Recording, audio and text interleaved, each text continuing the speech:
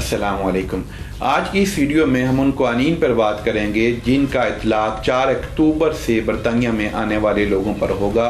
सफरी क़वानीन जो कोरोना और कोविड वैक्सीन से मुताल्लिक़ हैं और कौन कौन से लोग आ सकेंगे और उनको आने के लिए किन शराइत पर पूरा उतरना पड़ेगा और क्या क्या ज़वाबित और क़वानीन हैं जिनका उन्हें सामना करना पड़ेगा, उसकी तफसील इस वीडियो में आपको बताऊंगा। पहले ये बात जान लें कि इससे पहले बरतानिया ने 3 तरह के मुल्कों की कैटेगरीज बनाई हुई थी। एक रेड लिस्ट थी, एक ग्रीन लिस्ट थी और एक एम्बर लिस्ट थी और इनके लिए मुख्तलिफ क़वानीन थे। 4 अक्टूबर से इन लिस्टों का ख़ात्मा किया जा रहा है और सिर्फ एक लिस्ट होगी और वो रेड लिस्ट होगी। और रेड लिस्ट के जो ममालिक होंगे उनके लिए उसी तरह की पाबंदियाँ होंगी जैसे पहले पाबंदियाँ थी, जो कि पाकिस्तान रेड लिस्ट से निकल चुका है। लिहाजा रेड लिस्ट की तफसील इस वक्त मैं नहीं जाऊँगा।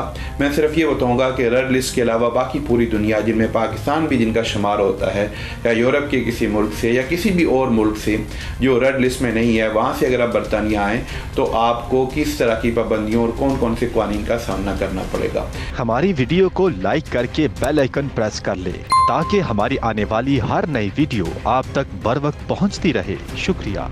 पहली बात यह है कि अगर आप किसी भी मुल्क से बरतानिया आ रहे हैं तो पहले इस बात का तयन करना ज़रूरी है कि बरतानिया के क़वानीन के मुताबिक आप फुली वैक्सीनेटेड हैं या फुली वैक्सीनेटेड नहीं हैं। अगर आप फुली वैक्सीनेटेड हैं तो आपके लिए ज़वाबित और क़वानीन मुख्तलिफ हैं, और अगर आप फुली वैक्सीनेटेड नहीं हैं तो आपके लिए क़वानीन मुख्तलिफ हैं। अगर आप फुली वैक्सीनेटेड हैं, और फुली वैक्सीनेटेड से मुराद क्या है, पहले ये भी आपको बता दूं। फुली वैक्सीनेटेड से ये मुराद है कि अगर आपको बरतानिया में या यूरोप में या अमेरिका में इनके बाकायदा जो हेल्थ प्रोग्राम हैं उनके तहत आपको जो 2 वैक्सीन हैं वो दोनों की दोनों वैक्सीन लग चुकी हैं और दूसरी वैक्सीन को लगे हुए 14 दिन से ज़्यादा अरसा गुजर चुका है, तो फिर आप फुली वैक्सीनेटेड सबर होंगे।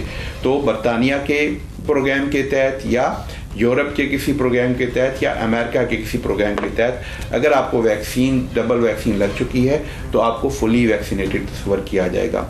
इसके अलावा एक और भी इन्होंने ऑप्शन रखी है, वो ये है कि अगर आपने पूरा कोर्स ऑक्सफोर्ड एस्ट्राजेनेका वैक्सीन का किया हुआ है या फाइज़र की जो बायोटेक वैक्सीन है उसका अगर कोर्स किया हुआ है इन यानी कि इंग्लैंड, बरतानिया, यूरोप और अमेरिका के अलावा भी बाद ममालिक से, तो उन ममालिक की हेल्थ बॉडी की तरफ से जो ऑफिशियली वैक्सीन प्रोग्राम है उनके तहत अगर आप वैक्सीनेटेड हैं तो फिर भी आप फुली वैक्सीनेटेड तस्वर होंगे।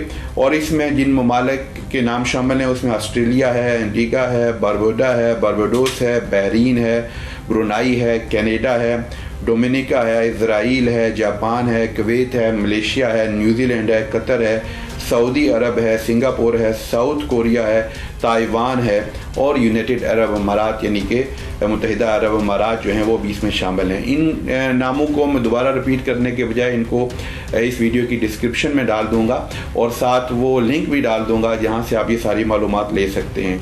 लेकिन बहरहाल अगर इन ममालिक के प्रोग्राम्स के तहत आप वैक्सीनेटेड हैं तो फिर भी आपको फुली वैक्सीनेटेड तस्वर किया जाएगा, बशर्ते कि इन वैक्सीन की आपको 2 डोजेज लग चुकी हों और दूसरी डोज को लगे हुए कम अज़ कम 2 हफ्ते गुजर चुके हों। बदकिस्मती से पाकिस्तान का नाम इस लिस्ट में शामिल नहीं है और उसकी जो वजूहात हैं वो आप समझ सकते हैं कि अगर बरतानिया में बैठे हुए नवाज शरीफ को पाकिस्तान में बैठकर वैक्सीन लगाई जा सकती है और उसका सर्टिफिकेट जारी हो सकता है और नादरा के रिकॉर्ड में नवाज शरीफ जैसे एक नामी ग्रामी आदमी को, मशहूर ज़माना चोर को पाकिस्तान में बैठे हुए वैक्सीन लग सकती है, तो फिर आम जो लोगों के लिए इस तरह की वैक्सीन लगाने के इम्कानात ज़ाहिर मौजूद हैं और ज़ाहिर इन्हीं लूप होल्स की वजह से जो हमारे निज़ाम में बदकिस्मती से हैं हमारे प्रोग्राम्स को आलमी सतह पर कबूल नहीं किया जाता। तो बहरहाल अगर आप फुली वैक्सीनेटेड हैं तो फिर आपके लिए कोई ज़्यादा पाबंदियाँ नहीं हैं। आपको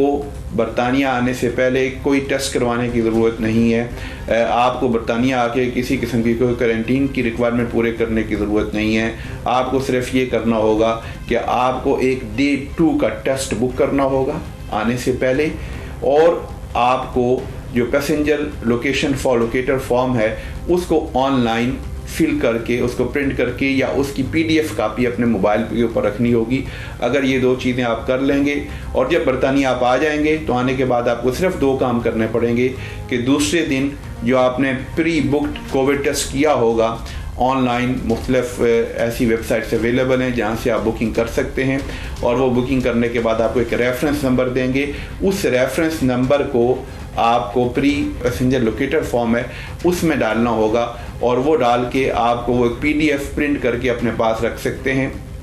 वो पैसेंजर लोकेशन फॉर्म जो है उसका भी लिंक, और इसके अलावा जो लिंक्स अवेलेबल हैं गवर्नमेंट की वेबसाइट पे कि जहाँ से आप कोविड वैक्सीन प्री बुक कर सकते हैं, तो आपको प्री बुक करनी पड़ेगी। इसके ऊपर आपका ज़्यादा से ज़्यादा जो ख़र्चा है कोशिश करें कि किसी चीप प्रोवाइडर है उससे रब्ता करें। 50 पाउंड तक उमूमन आपको मिल जानी चाहिए प्री बुकिंग में वैक्सीन। तो आप वो एक डे 2 की प्री बुकिंग करेंगे, उसका रेफरेंस नंबर लेंगे, पैसेंजर लोकेटर फॉर्म में उसको डालेंगे, उसको प्रिंट करके अपने पास रख लेंगे, और उसके बाद आप बरतानिया जब आ जाएंगे तो आप सीधे अपने घर जा सकेंगे।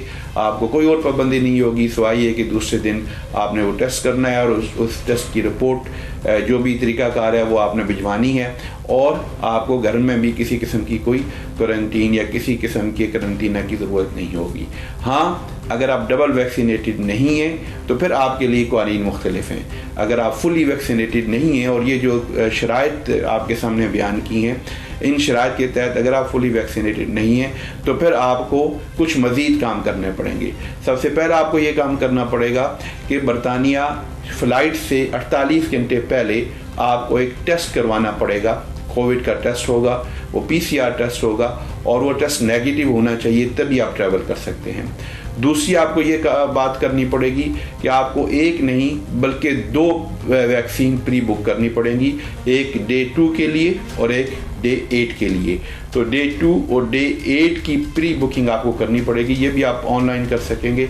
जब आप ये 2 चीज़ें कर लेंगे तो फिर आप पैसेंजर लोकेटर फॉर्म फिल करेंगे ऑनलाइन इसी तरह, उसमें इसका रेफरेंस डालेंगे, वो आप प्रिंट करेंगे PDF कॉपी या बाकायदा प्रिंट आउट उसका साथ रखेंगे।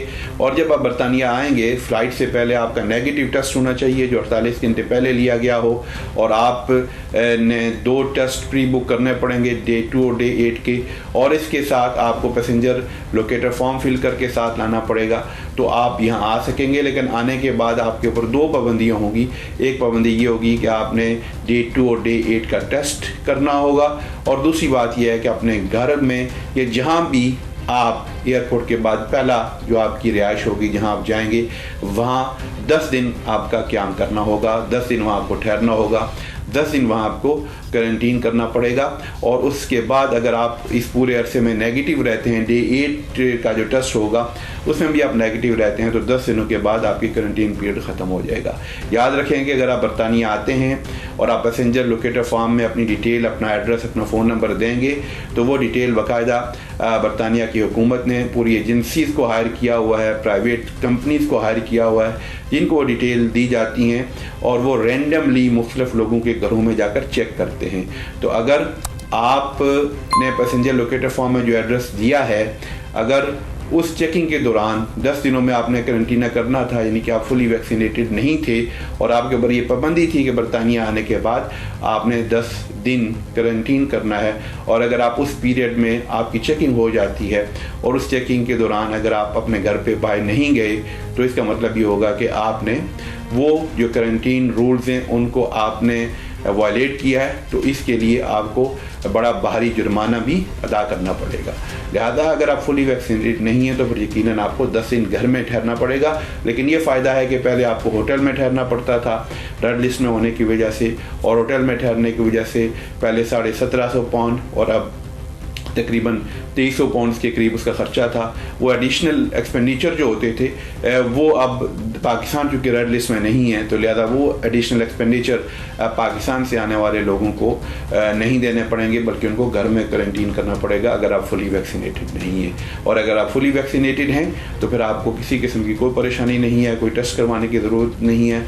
सिर्फ डे 2 का आप टेस्ट बुक करें, पैसेंजर लोकेटर फॉर्म फिल करें, और फिर आप यहाँ आकर आपको यहाँ अपने घर में भी किसी किस्म की क्वारंटीन करने की ज़रूरत नहीं होगी।